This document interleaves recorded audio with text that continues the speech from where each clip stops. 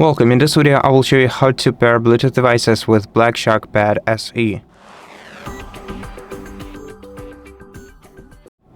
First of all, you're gonna have to turn on your Bluetooth device and also put it into pairing mode. Now, I cannot tell you exactly how to put your device into pairing mode since each has its own combination of actions, so you're gonna have to check the manual. Just make sure that the LED lights of your Bluetooth device are blinking rapidly, and after that you're gonna have to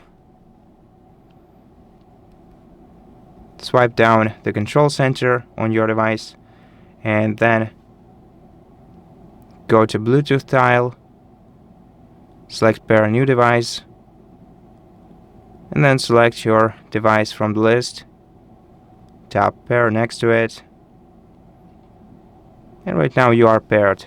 Now if you want to disconnect this device or forget it, so basically unpair it, go back to Bluetooth, hold your finger down on the Bluetooth icon, and tap the gear icon next to your Bluetooth device, and then select disconnect or forget. Disconnect if you want to temporarily disconnect from it, and forget if you want to unpair it.